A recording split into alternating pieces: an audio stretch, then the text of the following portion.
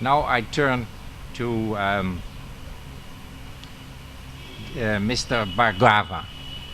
Before I give him the floor, I have to make a confession. I'm a bit jealous. I've done many things in my life, but to be chairman of medically aware and responsible citizens, I didn't make it. I don't do that for. He is coming from Hyderabad, which is another point of difference. We are very eager to listen to you. Can I speak from there? Okay, take the floor. Yeah, you can speak from there if that's better, more convenient. Please do.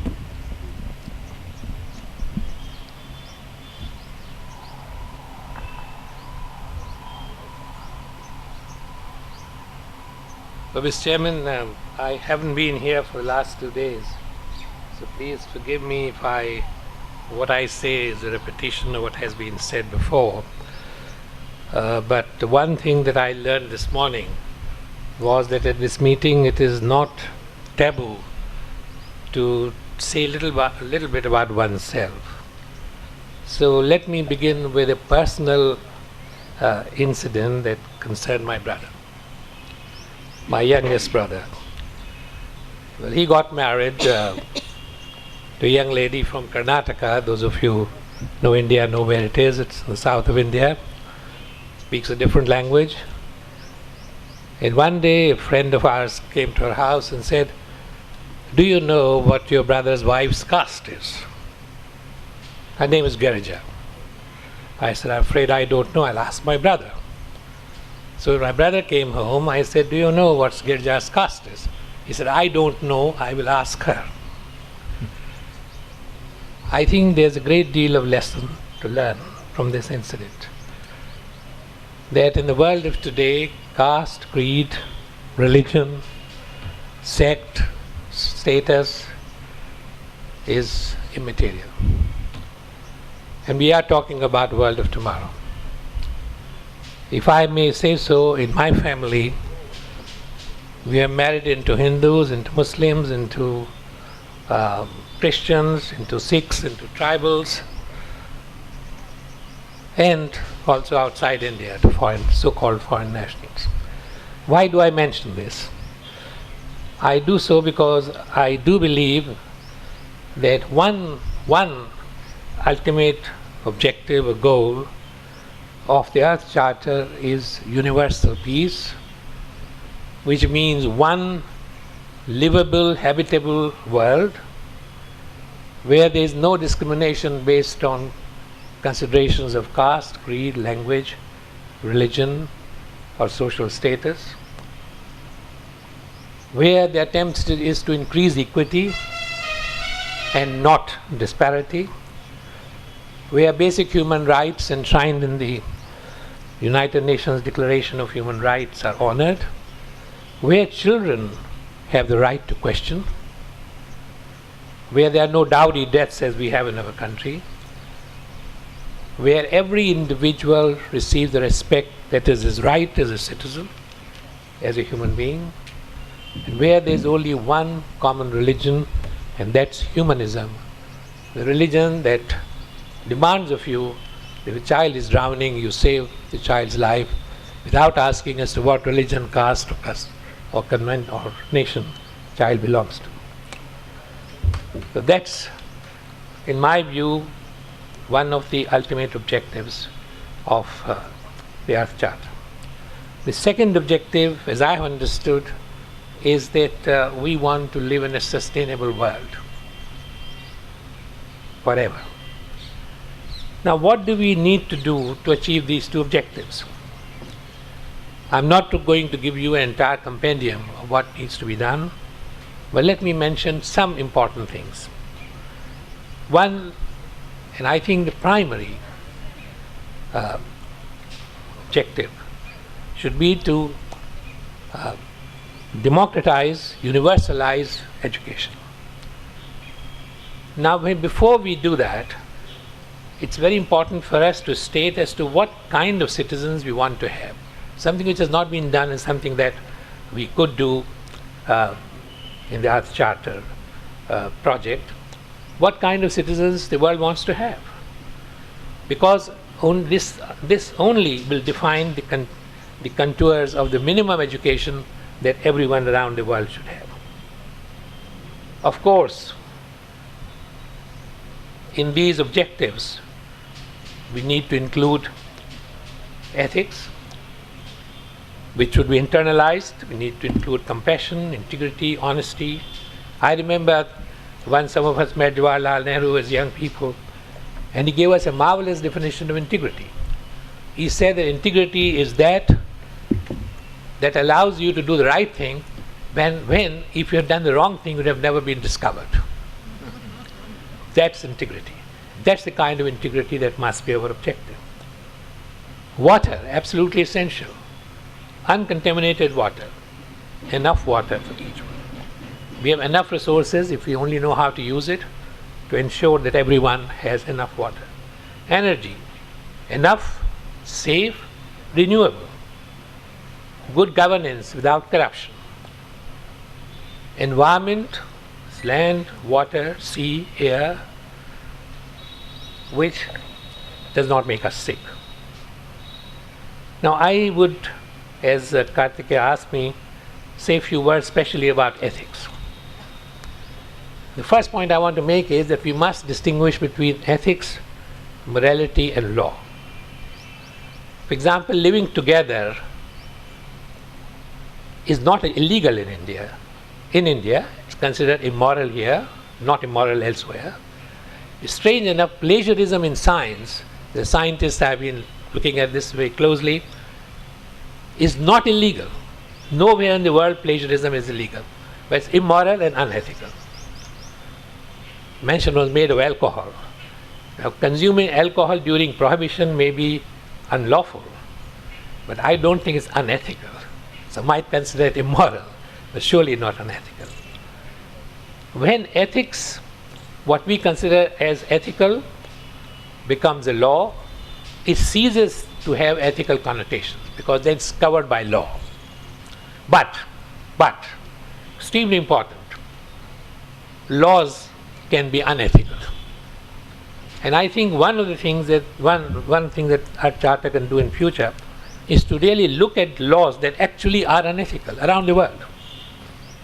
Let me give you an example that my friends in CE would know very well, that the government of India wanted to have a bill passed in the Parliament, National Biotechnology Regulatory Authority, where Section 63 said that if anyone criticizes the release of a genetically modified organism or its product without reasons, he shall be or she shall be sent to jail and fined. And who decides what is reasonable? Now that's a draconian law. So I think we need to look at laws that are unethical around the world, make an inventory of them. I'll give you another example. In India, possessing land, this is your legal right, not a fundamental right. In the United States, it's a legal and fundamental right.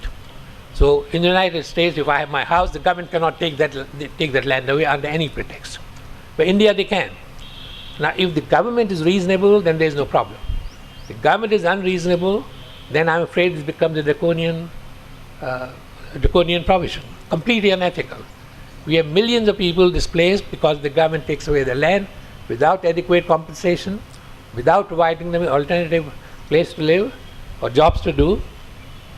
And this is a major national problem today. The government takes the land away to give it to businessmen for mining or for a special economic zone and so on. Let me give you another example. In my country, the emphasis is on growth rate. We are very proud of the fact that we have 8.5% to 9% growth rate, the second highest in the world after China. But what is this growth rate doing to the country? It is certainly creating more billionaires, but the disparity between the bottom 80% and the top 20% is decreasing. We have even done the analysis for the top 20%. There also disparity between the bottom 10 and the top 10 is again decreasing. Same is true of the top 10. The disparity between The bottom 5 and the top 5 is increasing. So our policies of growth leading to greater disparity, increasing disparity between the haves and the have-nots. And may I remind you that according to the analysis of the last census by my late friend Arjun Sengupta, who was Member of Parliament and former economic advisor to the Prime Minister, 77% of Indians live in less than 20 rupees a day at the time that last census was done. This might be 30 rupees a day, which means living in $3 a day in the United States. 77% people. Is that something that those of us who talk about ethics not be concerned about? Let me give you yet another example of food wastage. In India, as much as 40% of food is actually wasted. Where repeatedly the Supreme Court has said, don't allow this food to go waste, give it to the poor people free of cost. Not being done. Is that ethical? To allow food to be wasted, eaten away by rats, but not distributed to those who are dying of hunger. 150,000 crores, that is 25 billion euros worth of food every year is wasted in this country. Is that ethical? Couldn't we have means of preventing this waste? We know that 80% of this waste can be prevented in very simple ways. In India, we had, when I was young, 70% of Indians deriving their total income from agriculture. Today, this has come down to 62%. We had agriculture contributing 45% to our GDP. This has come down to 18%. Why? We know that this doesn't have to be so. We know that agriculture can contribute as much as 40% even today when the contribution of industry has increased. Why are we not doing this? Why are we not making our villages places where some people will like to migrate from cities to villages to live, as has happened in many other parts of the country? The amount of wastage and energy. Then the question of diversity. Ladies and gentlemen, allow me to speak now for one moment as a professional biologist. The biological law is that variety leads to evolution and homogeneity leads to extinction. India is extremely fortunate. Its single greatest asset is the diversity it has in every respect, in language and religion. We have 450 minor ethnic groups, 40 major ethnic groups. We have more human biodiversity in India than in the rest of the world. We are one of the largest biodiversity regions for animals and plants.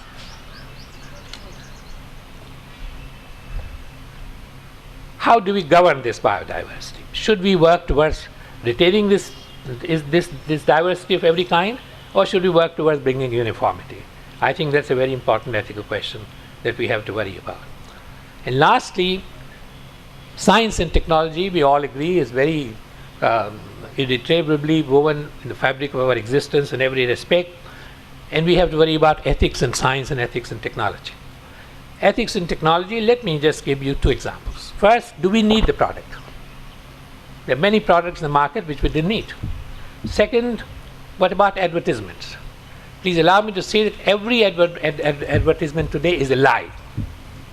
Shouldn't we work towards a situation where advertisements are for information and not for telling a lie? Ethics in science, doing science, in administering science, in communicating science, in using science, we have problems with ethics everywhere. And I think that's something we have to worry about because, as I said, if I may repeat myself, that science and technology are extremely important components of the fabric of our society. So, ladies and gentlemen, I think there is clearly an agenda for the future for the Earth Charter. And there is no reason why we couldn't look into some of these issues that I have raised. Well, thank you for giving me this opportunity for speaking before you. Sir, thank you, because it was very important what you was telling us. Diverse, but maybe you weren't here the last days, but you must have studied the Earth Charter because you understood so well the dimensions of it, both the sustainable development and the diversity and the ethical imperative. And you were asked by Karikeya to dwell a little bit upon that. You did that in a very good manner, at least in my opinion. I thank you so much.